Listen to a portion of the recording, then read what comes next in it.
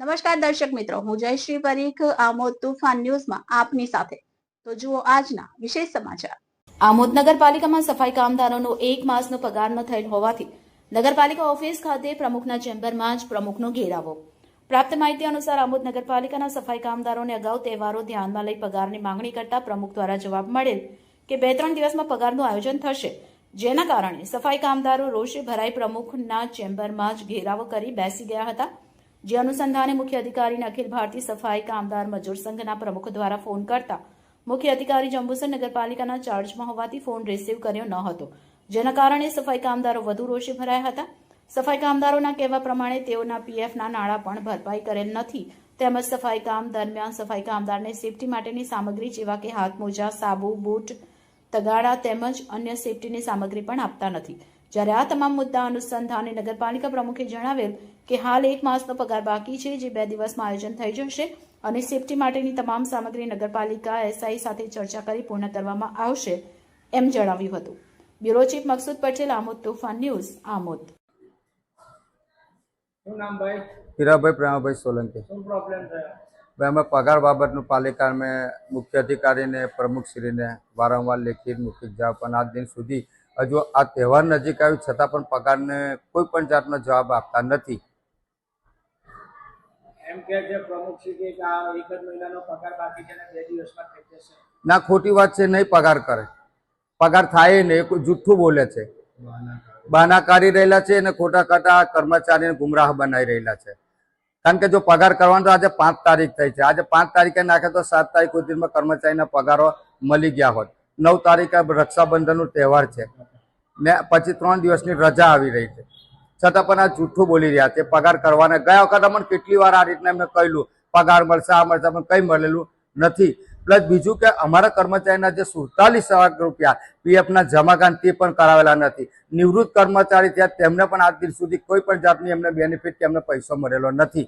તો અમારે પછી હવે કોને રજૂઆત કરવી? મુખ્ય અધિકારી આજે આમોદ જંબુસર કરી રહેલા છે, સંતા કુકરી અમારી જોડે રમી રહેલા છે, અને પ્રમુખશ્રી તો એ તો અત્યારે ખાલી મીડિયાની સમક્ષ આ ખોટું બોલી રહ્યા છે.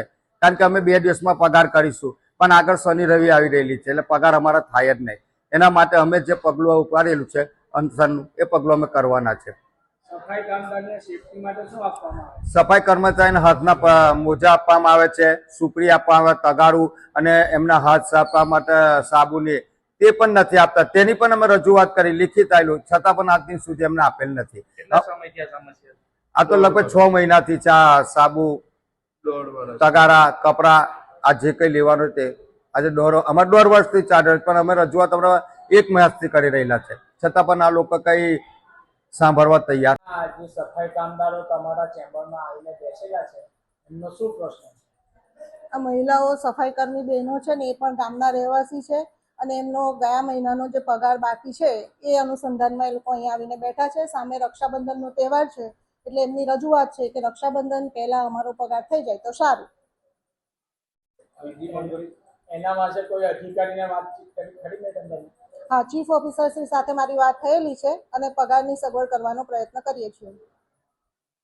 એ સિવાય તેમની જે બીજી સમસ્યાઓ છે, માની લો કે એમને જે સફાઈ કામ કરતી વખતે એમને જે કોઈ પણ જાતની સેફટી સાધનો નથી આપવામાં આવતા, તે બાબતે નગરપાલિકા આગળ શું કરવાનું? એ સેનેટરી ઇન્સ્પેક્ટર સાથે રૂબરૂ ચર્ચા કર્યા બાદ એ મુદ્દાનું નિરાકરણ લાવવાનો પ્રયત્ન કરીશું.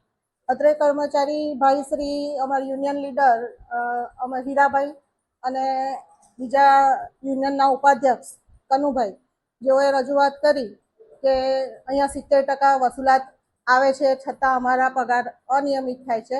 તે બાબતમાં હું ખુલાસો આપીશ કે અત્યાર સુધી જે આવેલ રકમ હતી એ 24% or 25% સુધી વેરા વસૂલાત થતી હતી.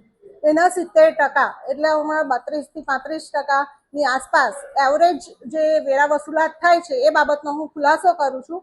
અગાઉ મીડિયાની સામે જ વાત થયેલી હતી કે 70% જેટલો વધારો, પણ આવેલ રકમના 70% એમાં વધારો થયેલો છે, એટલે એટલી જે રકમ આવે છે તે પગાર પેટે ખર્ચ કરવા માટે અમે તૈયાર છીએ. તેમાં અમના સામાજિક આગેવાન શ્રી કમલેશભાઈ સાથે રૂબરૂ હમણાં વાત થઈ કે પીએફ કમિશનર કચેરીમાં અગાઉ આપણે સાથે મળીને જઈશું, એમાં યુનિયન લીડર પણ સાથે હશે, sanitary inspector, chief officer Shri સાથે રહી અને એમના પીએફના પ્રશ્નનું નિરાકરણ લાવીશું કે અગાઉ જે તે સમયે જેમનું પીએફ કપાયું છે અને એમને બને એટલી વહેલી તકે પીએફ મળી રહે એવા અમારા પ્રયત્ન રહેશે.